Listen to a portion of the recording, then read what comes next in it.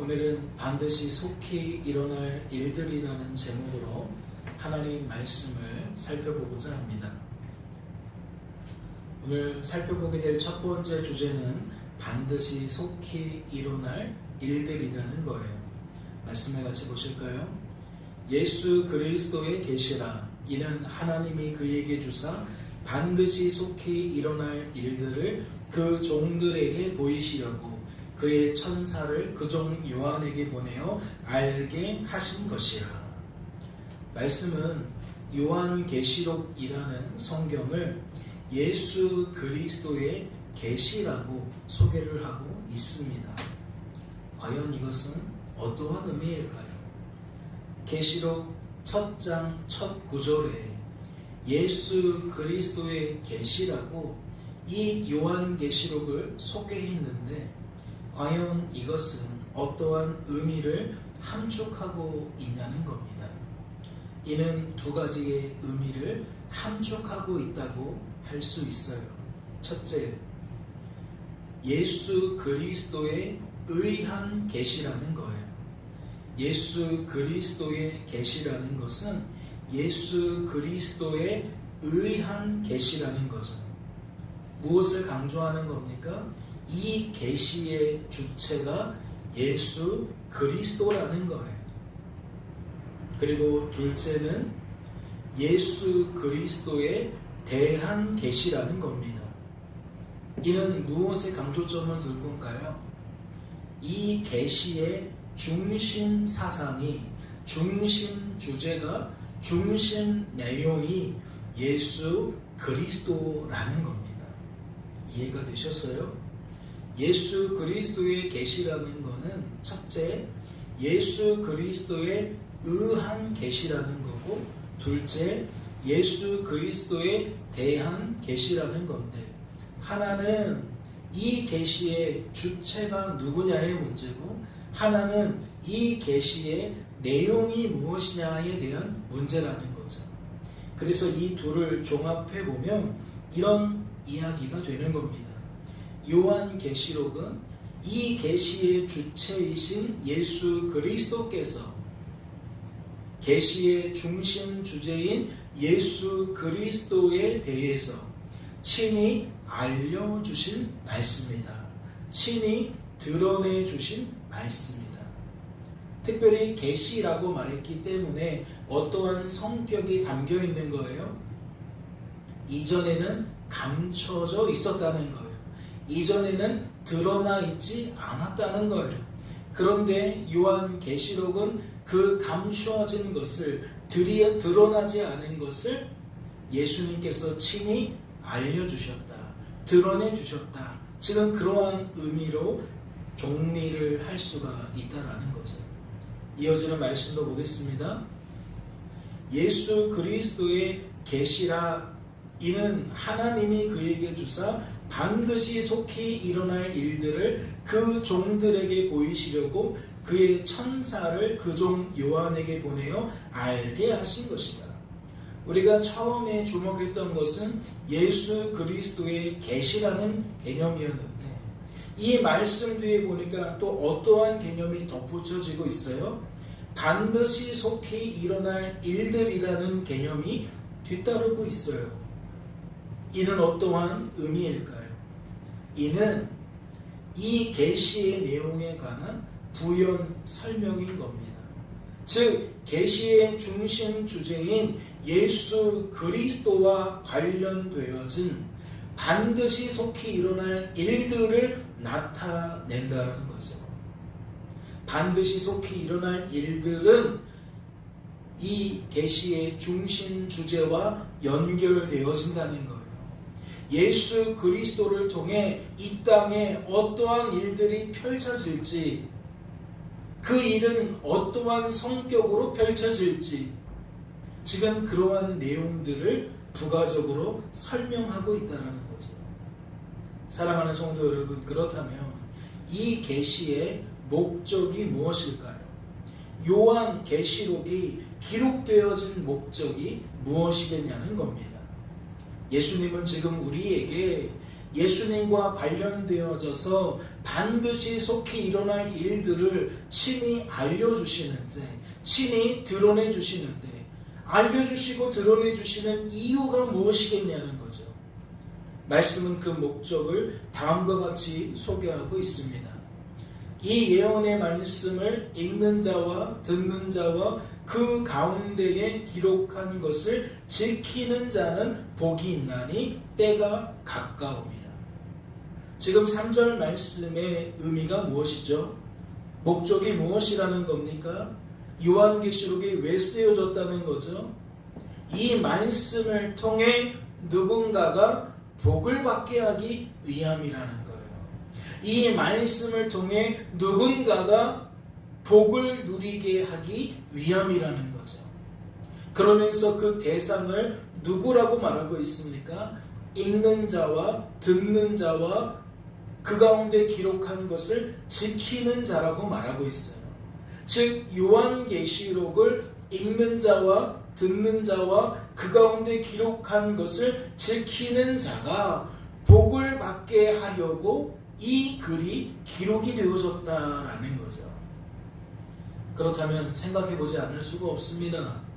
이 말씀을 읽고 듣고 지키는 자란 과연 누구를 가리키는 걸까요? 말씀은 그들이 누구인지 다음과 같이 소개해주고 있습니다. 이르되 내가 보는 것을 두루마리에 써서 에베소, 서머나, 버가모, 두아디라, 사데, 빌라델비아, 라오디게아 등 7 교회에 보내라 하시기로. 이 예언의 말씀을 읽는 자와 듣는 자와 지키는 자가 누구인지 발견하셨습니까?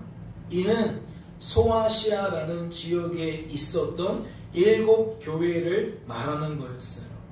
에베소 교회를 말하는 거였고, 서머나 교회를 말하는 거였고, 버가모, 두아디라, 사데, 빌라델비아, 라오디게아 교회를 말하는 거였다는 거죠.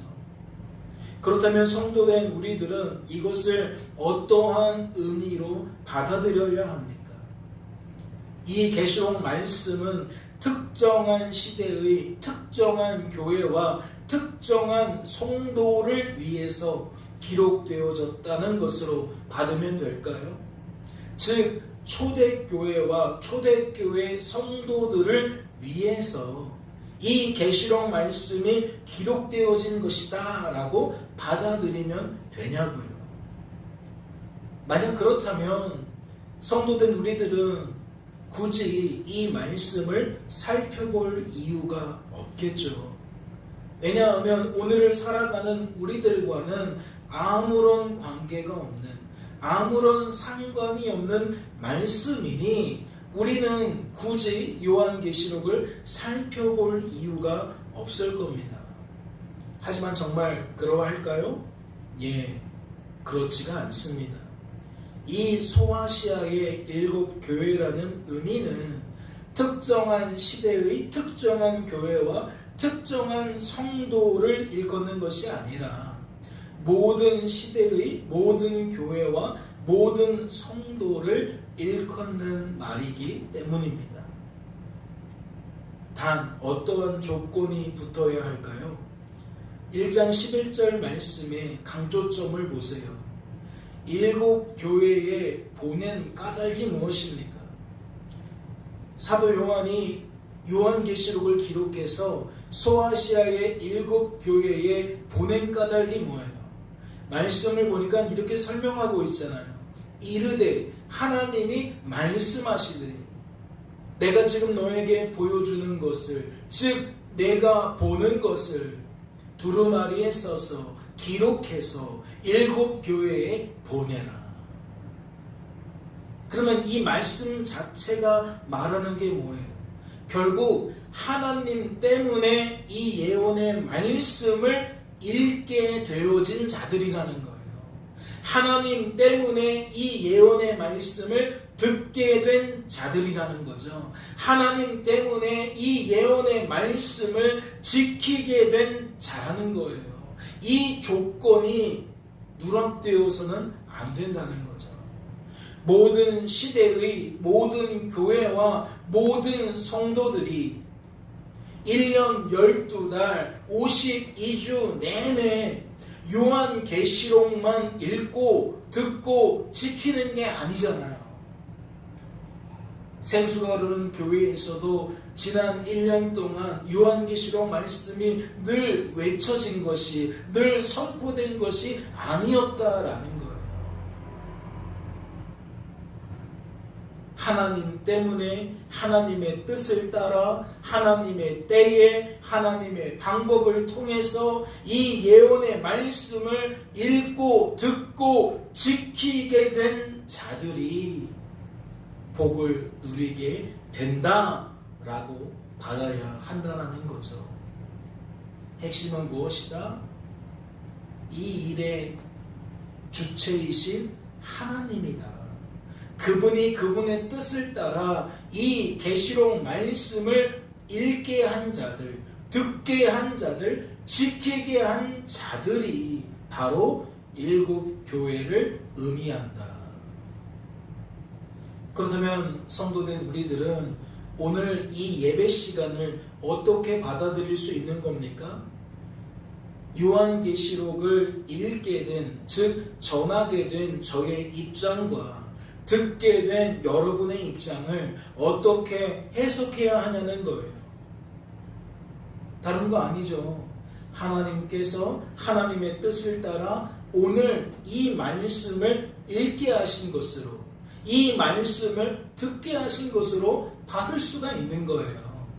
하나님께서 우리들을 향한 하나님의 뜻을 이루시기 위해 오늘 읽게 하신 것으로, 오늘 듣게 하신 것으로 그렇게 해석하면 된다는 거죠. 이와 같은 복음의 관점은, 즉 하나님만 하나님이시라는, 인생의 주관자와 구원자는 오직 하나님이시라는 복음의 관점은 계시록 1장을 넘어 2장과 3장에 기록되어진 소아시아의 7교회를 향한 그 말씀들을 풀어가는 중요한 열쇠가 되는 줄로 압니다. 종말의 때에 모든 교회와 모든 성도는 말씀에 기록되어진 소아시아의 7교회가 당하게 되었던 그 모든 일들을 경험하게 될 거예요.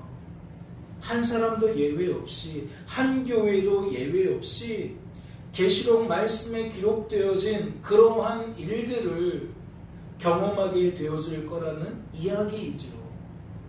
영적으로는 끊임없이 사단에 의한 공격을 받게 될 거라는 이야기이고, 우리의 내면적으로는 끊임없이 죄와 죄된 본성에 의한 공격을 받게 되어질 것이라는 이야기이고, 우리들의 외적으로는 권세 잡은 자들에 의한 공격을 끊임없이 받게 되어질 거라는 이야기입니다.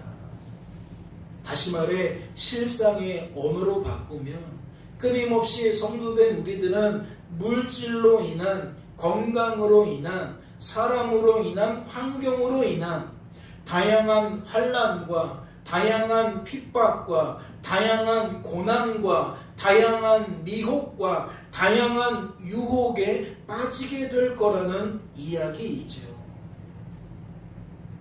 계시록 2장과 3장에 소개되어져 있는 소아시아의 7교회들 중에 멀쩡한 교회가 몇 개나 됩니까?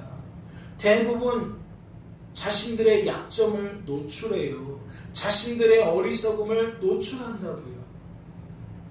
그들이 그러고 싶어서 그렇겠습니까? 수만 가지의 일들로 그들에게 환난과 핍박과 고난이 주어졌기 때문이죠. 수만 가지의 일들로 그들에게 미혹과 유혹이 주어졌기 때문입니다. 그래서 견딜 수 없는 그들이 때로는 물질 때문에 넘어지고, 때로는 건강 때문에 넘어지고, 때로는 명예 때문에 넘어지고, 때로는 권세 때문에 넘어지고, 사람과 환경에 의해서 끊임없이 혼탁해지는 거죠. 그로 인해 성도된 우리들은 무엇을 잃어버리게 되는 거예요? 그들처럼 처음 사랑을 잃어버리게 되는 거죠. 예수 복음을 잃어버리게 되는 거예요. 처음 들었던, 처음 받았던 그 복음을 변질시키고 왜곡시킨 우리들이 되어진다는 거죠. 이는 종말의 딸을 살아가는 교회와 성도가 복음에서 점점 멀어지게 된다는 것이고, 복음의 자리에서 점점 떨어져 나가게 된다는 것을 의미한다는 거예요. 구원받은 성도임에도 불구하고 우리들은 우상 숭배자들처럼, 예수 믿지 않는 사람들처럼, 여전히 죄에 속박되어진 사람들처럼 하나님 하시기 나름인 삶을 나아가기 나름인 삶으로 오해하며 산다는 거죠. 그리스도께서 사시는 삶을 내가 사는 삶으로 또다시 착각한다는 겁니다. 즉 세상과 교회가, 세상과 성도가 동화되어진다는 거죠. 그들이 생각하는 걸 교회도 생각하고, 그들이 추구하는 것을 성도도 추구한다는 거예요. 가치관이 맞아간다는 거죠. 사상과 관념이 일통되어진다는 겁니다. 성경은 그런 모습을 소금이 맛을 잃고 빛이 어두움에 사로잡히는 것으로 설명하죠. 다시 말씀을 드릴게요. 그렇다면 성도된 우리들은 이러한 일들을 피할 수 없어요. 이러한 일들은 반드시 우리의 삶이 되어질 것입니다. 그것도 속히 삶이 되어질 거예요. 그렇다면 우리는 무엇을 기억해야 됩니까? 주어진 삶에서 다양한 환난과 핍박, 고난이 있을 때에, 다양한 미혹과 유혹을 받게 되어졌을 때에 우리는 무엇을 기억해야 하냐고요. 주어진 삶의 자리에서 무엇을 바라보겠냐는 겁니다. 무엇을 의지하겠냐는 거죠. 무엇을 자랑하겠냐는 거예요. 성도된 우리들을 향한 하나님의 뜻을 따라 하나님의 그 큰 사랑을 인하여 악하고 약하고 무능한 우리들을 그러한 상황 속에서 결코 내버려 두지 않으실 하나님을 기억해야 될 줄로 압니다. 지난 한 해를 돌아보세요.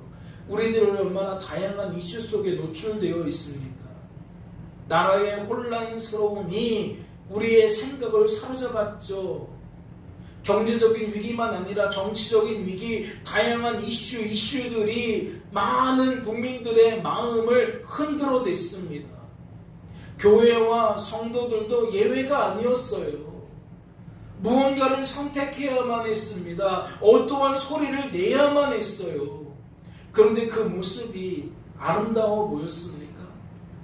매스컴에 비춰지는 교회의 모습이, 성도의 모습이 여러분 보기에 좋으셨나요? 이러한 저러한 일들을 통해서 우리들이 나타낸 열매를 들여다보니까 복음의 자리에서 떨어져 버린, 복음의 자리에서 멀어지게 된 모습들이 너무나도 빈번하잖아요. 하나님은 온데간데 없고 이데올로기가 판치는 세상이 되어져 버립니다. 정치적인 이슈와 부합되어진 나라의 정세는 그러하죠. 그러면 여러분의 개인적인 삶은 어떠십니까? 여러분의 직장생활은 어떠셨나요? 여러분의 학업은 어떠셨나요? 여러분의 가정은 어떠셨습니까? 여러분의 교회는 어떠셨나요? 다양하게 한번 생각을 해보자고요.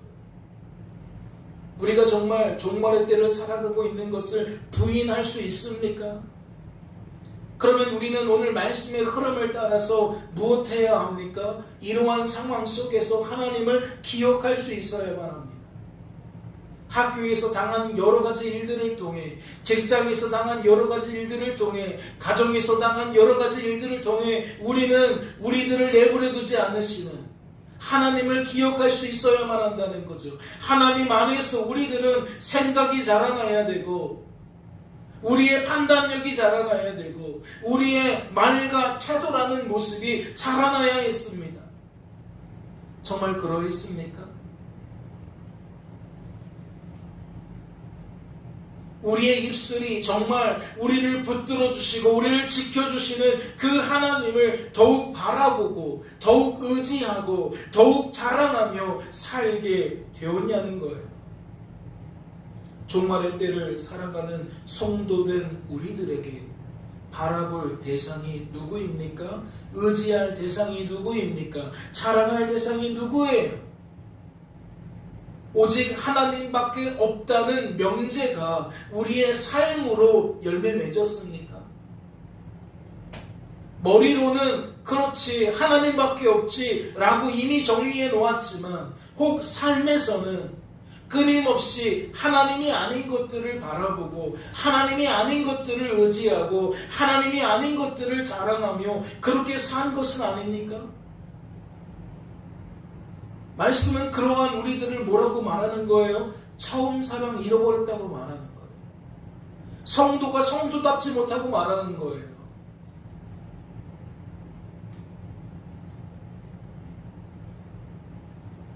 하나님께서는 이사야 선지자를 통해 다음과 같이 말씀하셨습니다. 이는 한 아기가 우리에게 낳았고 한 아들을 우리에게 주신 바 되었는데 그의 어깨에는 정사를 메었고 그의 이름은 기묘자라 모사라 전능하신 하나님이라 영존하시는 아버지라 평강의 왕이라 할 것입니다. 그 정사와 평강의 더함이 무궁하며 또 다윗의 왕자와 그의 나라에 군림하여 그 나라를 굳게 세우고 지금 이후로 영원히 정의와 공의로 그것을 보존하실 것이라. 만군의 여호와의 열심히 이를 이루시리라. 말씀을 통해 무엇을 깨닫게 되십니까? 요한계시록에서 말하고 있는 예수 그리스도와 관련되어진 반드시 일어날 일들, 속히 일어날 일들을 이사야 선지자를 통해서 하나님이 이미 그림을 그려주셨다는 것을 보게 되십니까? 계시록과 함께 이사야 말씀을 통해서 우리들이 발견할 수 있는 것이 무엇입니까?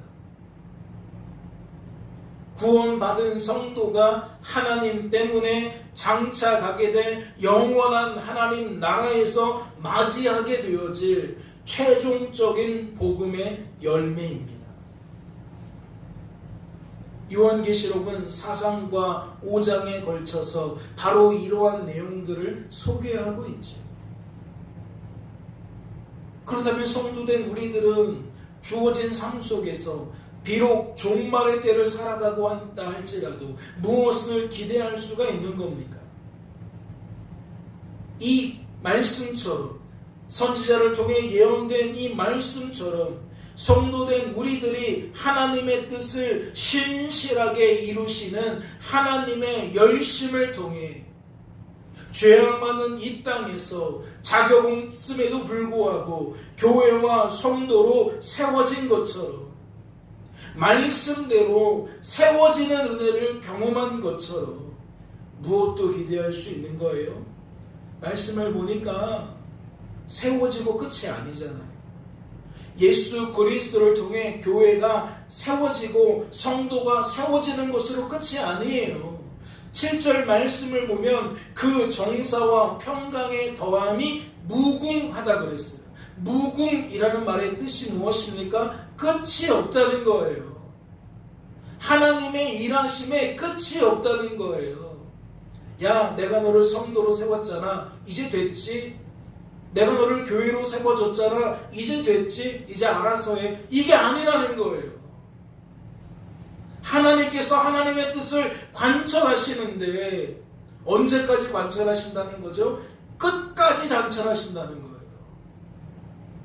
이어지는 말도 마찬가지죠. 또 다윗의 왕자와 그의 나라에 군림하며 그 나라를 굳게 세우고, 여기서 말하는 나라는 하나님의 나라지만 그 하나님 나라에 누가 포함돼요? 하나님의 교회와 하나님의 성도들이 포함되는 거예요. 하나님이 우리의 왕이 되셔서 우리를 날마다 굳게 세워주신다는 얘기라고요. 그런데 그 다음 말이 무엇입니까? 지금 이후로 영원히 정의와 공의로 그것을 보존하실 것입니다. 영원토록 보존하시겠다는 거예요. 우리를 영원토록 교회로, 영원토록 성도로 보존해 준다는 얘기라고요. 그러니까 7절 말씀을 통해서 우리는 무엇을 기대할 수가 있는 거예요? 하나님은 우리를 포기하지 않으시겠구나. 하나님은 끝까지 우리를 책임져 주시겠구나. 즉 요한계시록의 언어를 들어 설명하자면 반드시 하나님이 그리하시겠구나. 속히 하나님이 그리하시겠구나 라고 받아들일 수가 있는 거죠. 그러면 우리의 기대가, 우리의 소망은 더욱 확실해지고 커져갈 수밖에 없는 거죠.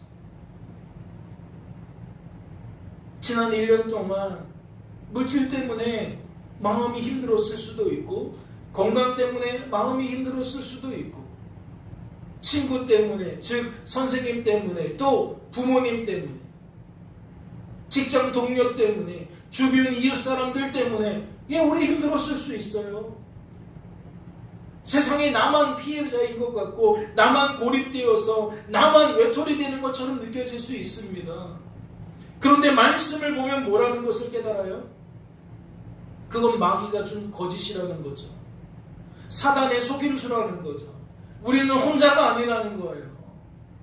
우리와 함께 하시는 하나님이 우리를 떠난 적이 없어요. 그분은 여전히 우리를 세워주시는 분이에요. 보존해 주시는 분이에요. 만군의 여호와의 열심이 멈춘 적이 없다고요.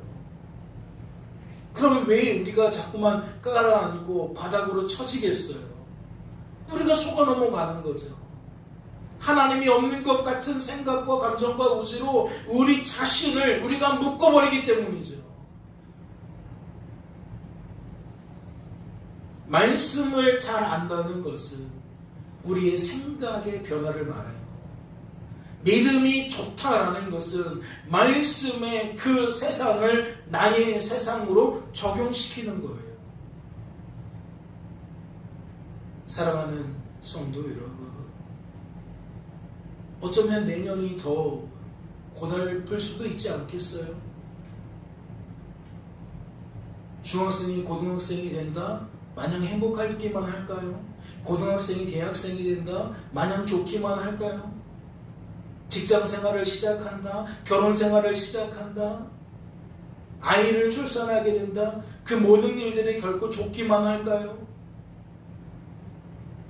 우리는 그 부작용을 어떻게 이겨내야 합니까? 세상 사람들처럼 술로 이겨내야 됩니까? 세상 사람들처럼 남 뒷담화로 이겨내야 되나요? 세상 사람들처럼 또 다른 취미를 찾고 또 다른 여가 활동을 통해서 그렇게 해결해야 됩니까? 여러분, 말씀은 그런 얘기를 하고 있지 않아요.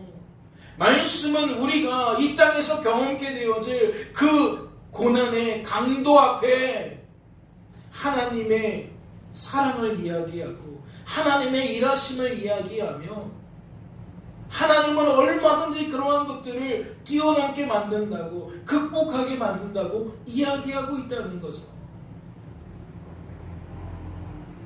그래서 조금 전에도 얘기를 드린 것처럼 종말의 때를 살아가는 우리들은 하나님을 기억해야 된다고, 하나님을 더욱 바라보고 의지하고 자랑할 수 있어야 한다고 이야기를 드리는 거예요.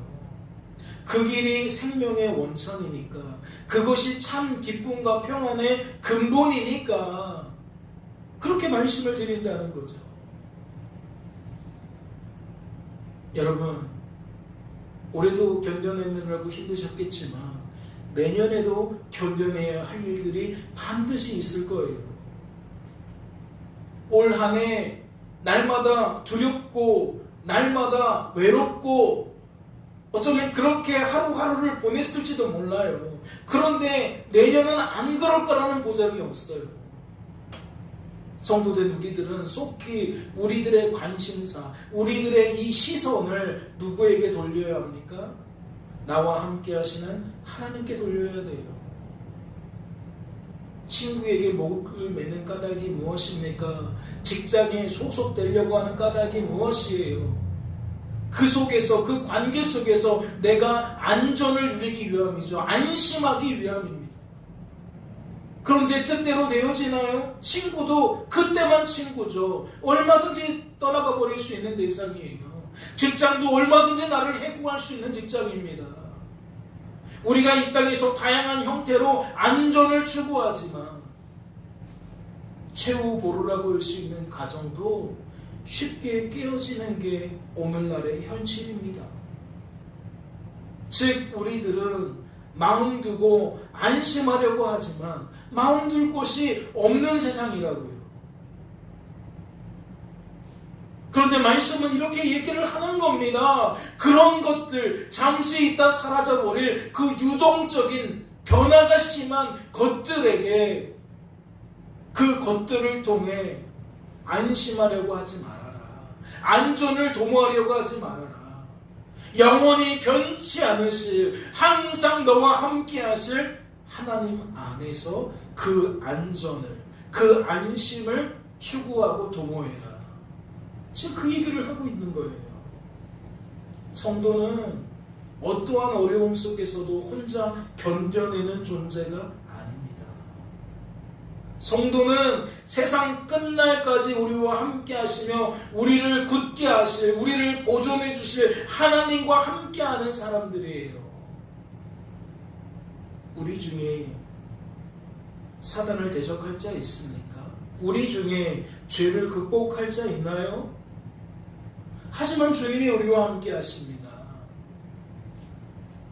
견뎌내야 하지만 견뎌낼 수 없는 우리들과, 두려워하지 않아야 하지만 두려워할 수밖에 없는 우리들과 주님이 언제나 함께 하신다고요. 사랑하는 성도 여러분, 그 효과가 무엇인데요? 주님이 함께 하시는 그 유익이 무엇인데요? 말씀은 이렇게 설명을 합니다. 모든 은혜의 하나님 곧 그리스도 안에서 너희를 부르사 자기의 영원한 영광에 들어가게 하시니까 잠깐 고난을 당한 너희를 친히 온전하게 하시며 친히 굳건하게 하시며 친히 강하게 하시며 친히 터를 견고하게 하시리라. 이 말씀을 허투루 듣지 마세요, 여러분. 하나님께서 우리가 당한 그 환난을 어떠한 기회로 삼으십니까? 온전하게 만들 기회로 삼으십니다. 굳건하게 만들 기회로 삼으십니다. 강하게 만드실, 견고하게 만드실 기회로 삼으세요. 그래서 여러분 중에 누군가는 올 한 해 겪게 되어진 그 어려움이 오히려 여러분을 잘하게 만들 거예요. 하나님과 더 가깝게 만들 거예요. 더욱 성도답게 만들 거라고요. 즉 말과 태도가 하나님 말씀에 부합하는 말과 태도로 변화되는 계기가 되었을 거라는 거죠. 왜요? 우리가 붙잡은 것이 아니라 하나님께서 그것을 기회로 삼으시고 우리를 변화시키셨기 때문이라는 거예요.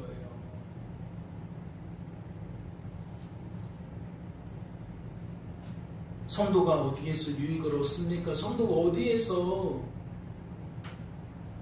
말씀은 하나님 안에서라고 끊임없이 신구약을 통틀어 반복하고 있는 거예요. 깨닫는 은혜가 있으시기를 주님의 이름으로 소망합니다. 오늘 살펴보게 되어질 두 번째 주제는 반드시 속히 일어날 일들이라는 거예요.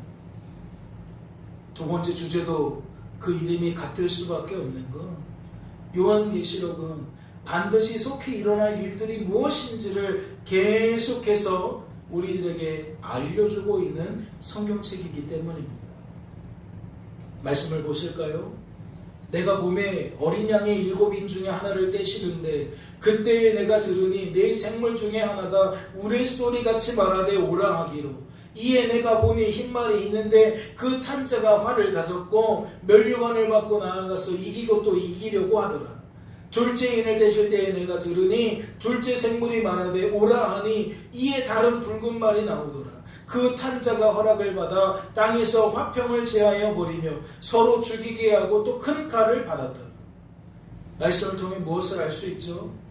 하나님께서 사도 요한에게 또다시 계시해 주셨음을, 또다시 알려주셨음을, 또다시 드러내 주셨음을 알 수가 있습니다. 계시록 6장부터 소개되어진 계시의 내용은 어떠한 특징을 갖고 있을까요? 계시록 1장과 5장에 소개되어진 반드시 속히 일어날 일들이라는 것은 주로 그 대상을 어디에 국한하느냐? 하나님의 교회로 국한해요. 하나님의 교회와 성도들에게 반드시 속히 일어날 일들을 소개한다는 거죠. 그런데 계시록 6장부터는 그 흐름이 변화가 되어집니다. 반드시 속히 일어날 일들의 그 대상이, 범위가 확장되어져요. 하나님의 교회와 성도들만이 아니라 이제 누구에게 대한 이야기도 하느냐? 이 땅에 존재하는 모든 피조물들에 대한 것까지도 소개하고 있다는 거예요. 다시 말해 범위가 늘어간다는 거예요. 대상이 많아진다는 거예요. 내용이 더욱 구체화된다는 거예요. 이러한 차이는 계시록 6장부터 16장, 18장에 걸쳐 소개되는 7인의 재앙과 7 나팔의 재앙과 7 대접의 재앙 속에서도 그대로 나타납니다. 오늘은 그 중에 첫 번째 사건이죠. 7인에 대한 이야기, 바로 그 내용이 담겨있는 6장을 살펴보게 된 거예요. 말씀을 보실까요? PPT를 좀 보실래요? 6장에 소개되어져 있는 7인의 재앙을 정리해보면 이 6장은 총 17절로 되어져 있는데 오늘 본문으로 삼게 되어진 8절까지는 첫 번째부터 네 번째 재앙이 소개되어져 있습니다. 그런데 그 내용들을 쭉 살펴보니까 이게 모든 사람들에게 관련된 내용이에요. 모든 사람들이 종말의 때에 경험하게 될 일들을 소개하고 있다는 거죠. 그리고 9절부터 11절의 내용을 보니까 이건 5번째 재앙에 관한 이야기인데 누구와 관련되어져 있느냐? 성도들과 관련된 내용들이 따로 구별해서 소개가 되어져 있어요. 모든 사람들, 그 중에 성도. 이렇게 네 번째 재앙까지와 5번째 재앙이 구별이 되어진다는 거죠. 그리고 12절부터 17절까지 소개되어진 6번째 재앙은 어떠한 내용을 담고 있어요? 이제 사람을 떠나서 피조되어진 모든 만물과 관련된 내용이 기록되어져 있어요. 사랑하는 성도 여러분, 그렇다면 이것만 가지고도 우리는 무엇을 알 수 있어요? 말씀의 기조가 달라졌다는 걸 알 수 있는 거죠. 앞서 설명을 드린 것처럼 5장까지는 하나님의 교회와 성도들에게 집중되어진 일들을 소개하고 있다면 이제 6장부터는 누구에게? 모든 만물들에게 반드시 속히 일어날 일들을 소개하고 있는 것으로 우리는 받아들일 수가 있다는 거예요. 그래서 7인의 재앙과 7 나팔의 재앙과 7 대접의 재앙을 그 재앙들 간의 그 내용들을 좀 살펴보면 우리의 눈길을 끄는 대목이 있는데, 첫째로 7인의 재앙을 나타내고 있는 7절과 8절을 보세요. 넷째 인을 떼실 때라고 말하고 있잖아요. 어떠한 현상이 나타납니까? 이 재앙이 땅 4분의 1에 나타나게 된다는 것을 알 수 있어요. 극심한 전쟁과 흉년과 그로 인한 수많은 사람들이 죽어나가는 모습이 전 세계의 4분의 1에 할당되어져서 나타나고 있다라고 지금 말씀이 소개하고 있다는 거죠. 그런데 이어지는 말씀도 보세요. 계시록 8장 7절은 이제 7 나팔에 대한 소개인데, 첫째 천사가 나팔을 불었다는 건 첫 번째 나팔에 대한 이야기를 담고 있는 거죠. 말씀을 보세요. 뭐라고 되어 있죠? 땅의 3분의 1이 타버리고 수목의 3분의 1이 타버린다라고 되어 있어요. 조금은 4분의 1이었잖아요. 그런데 그 다음 순서를 보니까 재앙의 범위가 3분의 1로 확대되어지고 있음을 알 수 있다는 거예요. 그리고 끝으로 계시록 16장에 나타나 있는 마지막 7 대접의 재앙인데, 7째 천사가 그 대접을 공중에 쏟음에 큰 음성이 성전에서 보좌로부터 나서 이르되 되었다 하시니, 번개와 음성들과 우리소리가 있고 또 큰 지진이 있어 얼마나 큰지 사람이 땅에 있어 온 이래로 이같이 큰 지진이 없었다. 무슨 얘기죠? 재앙은 모든 만물에게 쏟아지는 건데, 우리가 흔히 말하는 이상기후라든지 전쟁과 기근이라든지 풍토병, 전염병이라든지 다양한 형태의 재앙이 이 땅에 쏟아지는데, 처음에는 4분의 1, 그 다음엔 3분의 1, 그런데 지금은 어때요? 이같이 큰 지진이 없었다는 건 무엇을 나타내는 거죠? 적어도 3분의 1보다 더 큰 지진이 나타났다는 거죠. 3분의 1이라는 그 지역에서 나타날 수 있는 강도의 지진보다 더 큰 지진이 나타났다는 것을 지금 18절에 말하고 있는 거예요. 그리고 조금 더 보면 이 글의 끝에 이런 얘기가 있어요. 각 섬도 없어지고 산악도 간데 없더라. 무슨 얘기를 하고 있는 거예요? 모든 섬이 사라진다는 거예요. 모든 산들이 사라진다는 거예요. 뭘 나타내고 싶은 거예요? 이 상태가 되어지면 이 세상이 완전히 파괴된다는 것을 말하는 거예요. 4분의 1이 3분의 1로. 그리고 전체가 그 재앙의 범위에 들게 된다라는 이야기로 받아들일 수가 있다는 거죠. 그러면 이 세 가지 패턴을 통해서 우리가 알 수 있는 것은 무엇입니까? 재앙이라는 것의 범위가 점점 확장되어져 간다는 것을 알 수 있는 거예요. 이상기후가 과거보다 지금 더 빈번해진다는 거죠. 태풍이 더 많이 일어난다는 거예요. 지진이 더 많이 일어난다는 거예요. 전쟁이 더 많이 일어난다는 거예요. 즉 범위가 다양한 형태로 더 넓게 나타난다는 거죠. 그러면 범위가 다양하게 나타난다는 것에는 무엇도 포함일까요? 그 재앙의 강도도 점점 강해진다는 것을 의미하는 거죠.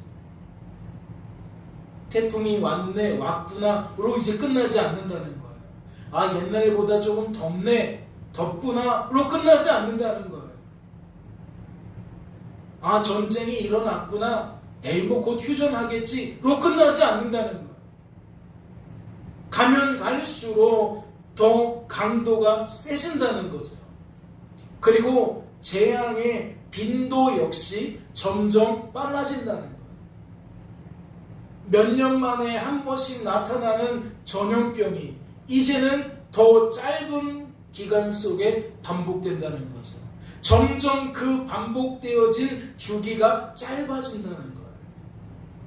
예를 들어 코로나19라면 다음 전염병이 코로나19보다 더 강할 수 있다는 거고, 코로나19보다 더 넓은 곳에 나타날 수 있다는 거고, 코로나19가 발견되어진 그 시점보다 더 단축되어진 상황에서 나타날 수 있다는 거죠. 그러니까 쉽게 말해 이렇게 정리가 가능한 겁니다. 말씀에 소개된 반드시 속히 일어날 그 재앙들, 점점 더 넓게, 점점 더 세게, 점점 더 자주 나타난다. 그렇다면 성도된 우리들은 6장부터 소개되어진 이 7인의 재앙과 7 나팔의 재앙과 7 대접의 재앙을 어떻게 이해해야 될까요? 어떤 분들은 재앙을 7, 7, 7이니까 7을 3번 더하면 21잖아요. 그러니까 이 말씀은 21가지의 재앙을 말하는 것이다 라고 풀어가요. 그러면서 역사적으로 큰 사건, 21가지의 큰 사건에 이 재앙을 하나씩 대입시켜서 역사적인 순서대로 해석을 합니다. 그로 인해 어떤 재앙은 이미 이루어진 과거의 재앙으로 분류하고, 어떠한 재앙은 오늘 이루어지고 있는 현재의 재앙으로 분류하고, 또 어떤 재앙은 아직 이루어지지 않은 미래의 재앙으로 분류를 하는 겁니다. 다시 말해 역사적인 시간의 흐름대로 7인의 재앙이 먼저 시작되고 끝이 나고, 그 다음에 7나팔의 재앙이 시작되고 끝이 나고, 그 후에 7대접의 재앙이 시작되고 끝이 나는 것으로 그렇게 분류를 한다는 거죠. 그런데 이러한 접근은 논리적인 오류를 가지고 있어요. 말씀을 보실까요? 내가 보니 6째 인을 떼실 때에 큰 지진이 나며 해가 검은 털로 짠 상복같이 검어지고 달은 온통 피같이 되며 하늘의 별들이 무화과 나무가 대풍에 흔들려 설익은 열매가 떨어지는 것 같이 땅에 떨어지며 하늘은 두루마리가 말리는 것 같이 떠나가고 각 산과 섬이 제자리에서 옮겨지네. 여러분, 어떠한 특징이 있어요? 지금 색으로 구분을 해 놓았는데 6번째 인을 떼니까 빛을 내는 존재인 해와 달과 별들에 대한 이야기를 이렇게 소개하고 있어요. 해가 검어졌다. 달이 피같이 되었다. 별들이 땅에 떨어졌다. 그럼 뭘 나타내는 거예요? 재앙이 너무 극심하게 되어지니까 온 세상이 어두워졌다는 거예요. 낮이고 밤이고 구분할 것 없이 온 세상이 빛을 잃어버리고 황폐해진다는 거예요. 그런데 6째 인을 떼면 이러한 현상이 나타나는데, 계시록 8장에 나타나 있는 내용을 보세요. 넷째 천사가 나팔을 부니 해 3분의 1과 달 3분의 1과 별들의 3분의 1이 타격을 받아 그 3분의 1이 어두워지니 낮 3분의 1은 비추임이 없고 밤도 그러하더라 라고 되어져 있어요. 무엇을 발견할 수가 있는 거죠? 이미 빛을 잃어버린, 그 기능을 상실해버린 해와 달과 별들이 또다시 어느샌가 다시 하늘로 올라가서 빛을 내다가 그 빛을 또다시 잃어버리고 그 기능을 상실하고 있는 것으로 설명을 하고 있는 거예요. 앞뒤가 맞아요? 안 맞아요? 이것을 그냥 순차적인 사건으로 시간의 흐름에 맞춰서 대입을 하려고 하면 이미 이것이 논리적으로 모순을 나타낸다는 거예요. 이미 잃어버렸는데, 이미 땅에 떨어져 버렸는데 다시 하늘로 올라갔다는 것도 묘한데, 올라간 그 존재가 빛을 회복했다는 얘기일까요? 그리고 그 빛의 3분의 1을 잃어버렸다고 말하니까 이게 좀 상식적이지 않은 거죠. 이해가 되지 않는 접점이 생기는 거예요.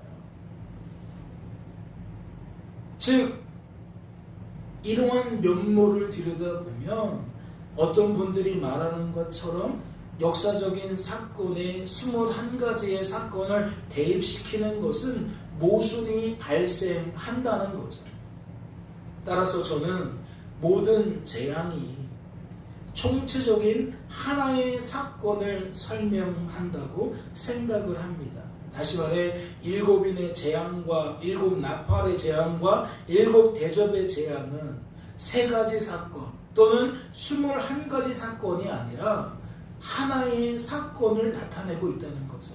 하나의 사건이 종말의 때에 하나님의 뜻을 따라 죄악이 관영한 이 땅에 끊임없이 다양하게 반복해서 나타나는 것으로 이해하면 족하다는 거예요. 예수 그리스도께서 심판주로 이 땅에 재림하실 때에, 즉 종말의 끝이 되어졌을 때에 재앙은 그 범위와 그 강도와 그 빈도가 계속해서 더욱 확장되어지는 모습으로 나타난다라고 받으면 족하다는 거죠. 따라서 성도된 우리들은 요한계시록에 기록되어져 있는 수많은 재앙들을 어떻게 받으면 된다? 성도된 우리들의 주어진 삶 속에서 빈번하게 나타나게 될, 다양하게 나타나게 될 재앙으로 받으면 된다. 시간이 흐르면 흐를수록 이 재앙은 더욱 많은 사람들에게 더욱 강한 모습으로 나타나게 될 것이다 라고 받으면 된다. 이해가 되셨나요? 깨닫는 은혜가 있으시기를 주님의 이름으로 소망합니다. 이제 마지막으로 너는 하나님께 소망을 두라는 거예요. 그렇다면 종말의 때를 살아가고 있는 우리들은 어떻게 살아가야 될까요? 2025년이 이제 가고 있어요. 이제 2026년이 곧 있으면 시작됩니다.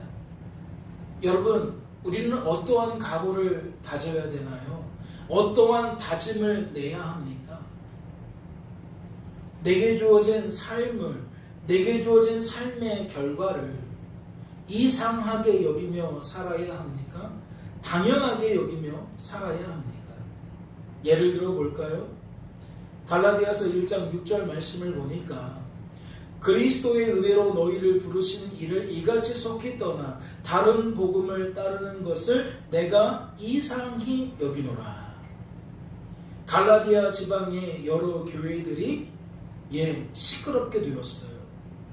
이는 거짓 선지자들이 교회들에게 찾아와서 다른 복음으로, 거짓된 복음으로, 변질된 복음으로 사람들의 마음을, 사람들의 생각을 흔들어 놓았기 때문입니다.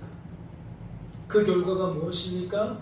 그들은 또다시 복음에서 멀어지게 되었습니다. 그들은 또다시 복음의 자리에서 떨어지게 되었어요. 다시 말해 그들은 이 일을 통해 무엇을 드러냈느냐? 악하고 약하고 무능한 그들의 민낯을 드러냈다는 거예요. 마치 무언가 징배 없어요?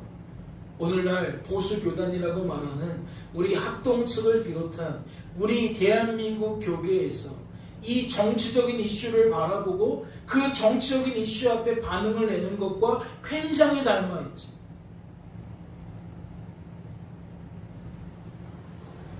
하나님을 격하시키는 발언을 내는 목회자는 목회자일 수 없는데 누구보다 뛰어난 선지자라고 받들고 있어요.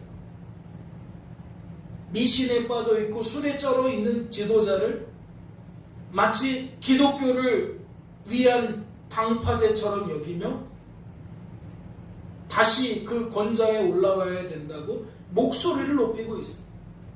한두 명이 그러는 게 아니에요. 저 길바닥에 나아가서 한두 명이 그러고 있는 게 아니에요. 그 일에 교회가 앞장서고 있어요.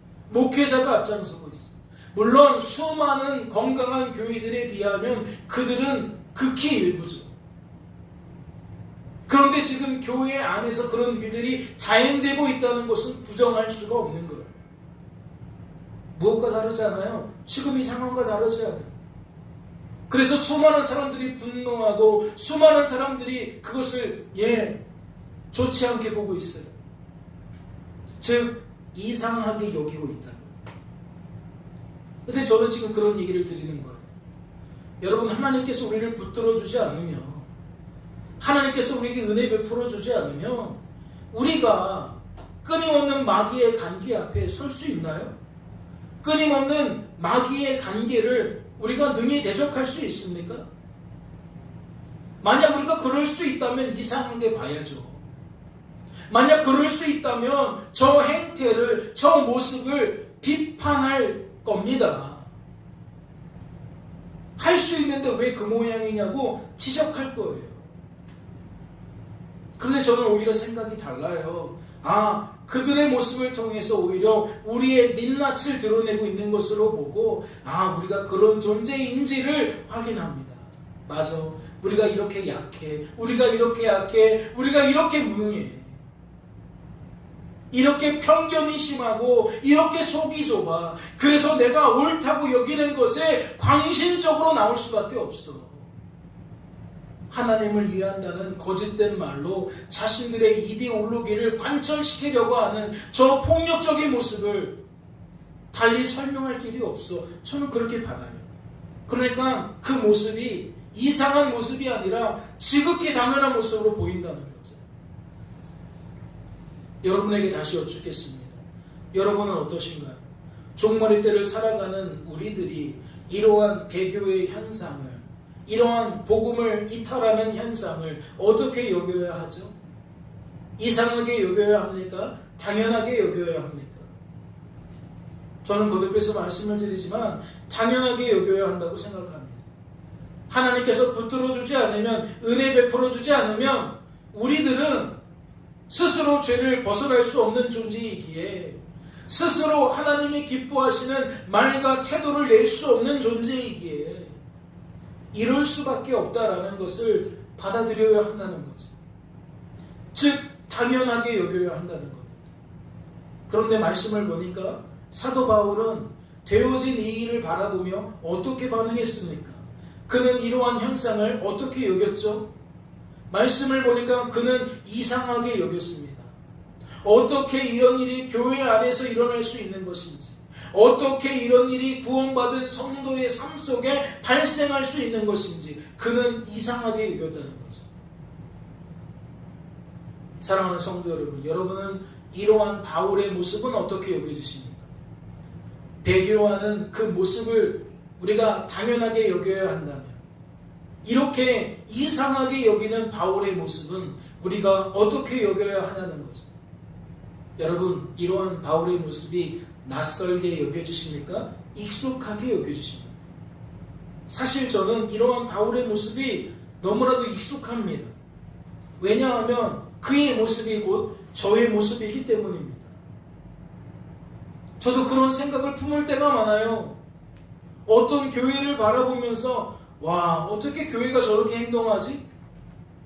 어떠한 성도를 바라보며 아니 어떻게 성도가 돼가지고 저러고 있어? 라는 마음이 부지불식간에 제 안에 든다는 거예요. 즉 어느 순간 보면 제가 사도 바울처럼 행동하고 있는 것을 보게 된다는 거죠. 그래서 저는 사도 바울의 모습이 너무나도 익숙하다는 거예요. 사랑하는 성도 여러분, 그렇다면 이것은 무엇 때문일까요? 사도 바울이 복음의 문이 아니라서? 사도 바울이 받은 은혜가 없어서? 은혜를 누려본 적이 없어서 그렇게 풀어낼 수 있습니까? 그럴 수 없죠. 사도 바울이 받은 은혜가 얼마나 많습니까? 사도 바울이 복음에 얼마나 많은 통찰을 갖고 있습니까? 하지만 거듭해서 말씀을 드려요. 하나님께서 붙들어주지 않으면 사도 바울이라도 소용이 없는 거예요. 믿음의 조상인 아브라함이라도 소용없는 거예요. 하나님 아니면 우리는 복음일 수 없는 겁니다. 하나님 아니면 우리는 복음의 자리에 서 있을 수 없어요. 즉 죄된 본성을 따라 반드시 복음에서 멀어진다는 것이고 속히 복음의 자리에서 떨어지게 된다는 거예요. 몸만 아파도 교회 오고 싶지 않잖아요. 돈 문제 걸리면 기도하고 싶지 않잖아요. 누구한테 모함받고 누구한테 속아 넘어가고 사기당하고 누구한테 짜증이 내고 불편한 마음이 들면 여러분 성경책 읽고 싶나요? 우리는 우리의 생각에 그 폭이 좁고 그 감정이 너무나도 왔다 갔다 하니까 의지가 요동을 쳐요. 우리 스스로는 우리가 복음일 수 없다고요. 복음의 자리에 머물 수 없다고요. 반드시 속히 일어날 일들 앞에 속절없이 끌려다닌다는 거죠. 반드시 배교하게 된다는 것이고 반드시 영적으로 잠을 자게 된다는 거예요. 그러니 성도된 우리들은 이런 면을 통해서도 더욱 무엇을 기억해야겠습니까? 이렇게 정리하고 싶어요. 성도된 우리들은 날마다 하나님이 아닌 것을 통해 하나님을 더욱 바라보아야 한다는 것을 기억해야 된다. 정치 돌아가는 것을 보면서 이 사람이 잘했다, 이 사람이 못했다, 그렇게 판단자 노릇하다가는 무엇을 놓쳐요? 하나님 앞에 판단받게 될 내 모습을 놓쳐요. 그들과 조금도 다를 바 없는 악하고 약하고 무능한 나라는 존재를 놓쳐요. 오히려 그 패역한 사람들을 통해 패역한 나 자신을 발견하면서 하나님을 바라볼 수 있어야 한다는 거죠. 이건 의지의 차원에서도 마찬가지예요. 성도된 우리들이 날마다 하나님에 대한 것을 통해, 하나님에 관한 것을 통해 어떻게 반응해야 됩니까? 하나님을 더 의지해야 됩니다. 교회 얘기하고 성경 이야기하고 신학에 대해서 이야기를 하고 그 결론이 무엇이어야 되는데요? 하나님을 더욱 의지해야 되는 결론이 나와야죠. 하나님이 주신 것과 하나님이 주실 것을 통해서도 마찬가지입니다. 물질 거리다가 물질로 끝나면 돼요? 성공 거리다가 성공으로 끝나면 됩니까? 진학, 취업, 자녀 출산, 이렇게 우리의 소망을 가지고 주구장창 외치다가 그곳으로 끝나면 돼요? 아니에요. 하나님 자랑으로 끝나야죠. 하나님 자랑으로 끝나야 한다는 것은 이 삶의 원인을 하나님께서 찾는 거잖아요. 진학시켜주신 하나님 감사합니다. 취업시켜주신 하나님 감사합니다. 자녀를 출산하게 해주신 하나님 감사합니다. 하나님만 바라보고 의지하고 자랑해야 된다라는 것을 우리는 종말의 때를 살아가고 있으면서 더욱 명심해야 한다는 거예요. 마지막으로 시편 말씀 하나 읽어볼까요? 같이 읽습니다. 내 영혼아, 내가 어찌하여 낙심하며 어찌하여 내 속에서 불안해하는가? 너는 하나님께 소망을 두라. 그가 나타나 도우심으로 말미암아 내가 여전히 찬송하리로다. 여러분, 2025년 수많은 시간 속에서 우리가 불안해하고 낙심하며 살진 않았습니까? 어쩌면 지난 한 주간의 삶 속에서도 한 해를 돌아보며 이 모양 저 모양의 이유로 낙심하고 불안해하신 것은 아닙니까? 말씀은 그런 우리들에게 권면합니다. 너는 하나님께 소망을 주라. 어떤 하나님께? 우리를 온전하게 만드시고 우리를 강하게 만드시고 우리를 굳건하게 만드시고 우리를 견고하게 만드실 그 하나님, 우리를 굳게 세우시고 영원토록 보존해 주실 그 하나님께 소망을 두라. 세상 사람들처럼 스스로 마음을 다지고 스스로 그 한계를 뛰어넘는 그러한 인생을 기대하고 그려가는 것이 아니라 우리를 성장시켜 주실, 우리를 뛰어넘게 해주실 하나님을 기대하며 살아가는 인생. 지금 그 얘기를 하고 있어요.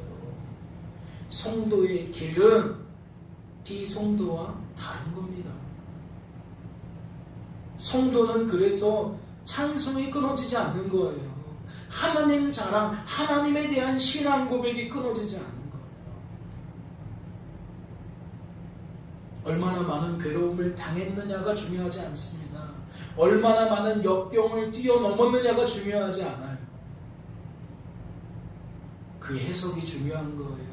그 여김이 중요한 거예요. 성도 다음의 옷을 입지 않으면 어쩌면 나를 더 주장하는 결과로 이어질지 모른다고요. 하나님보다 나를 더 우선시하는 결과로 이어질지 모른다고요. 하나님 바라보고 의지하고 자랑하는 저와 여러분 될 수 있기를, 그렇게 한 해를 마감하고 그렇게 새해를 다짐하고 기대하는 저와 여러분 될 수 있기를 주님의 이름으로 소망합니다. 잠시 기도합니다. 하나님 아버지 감사합니다.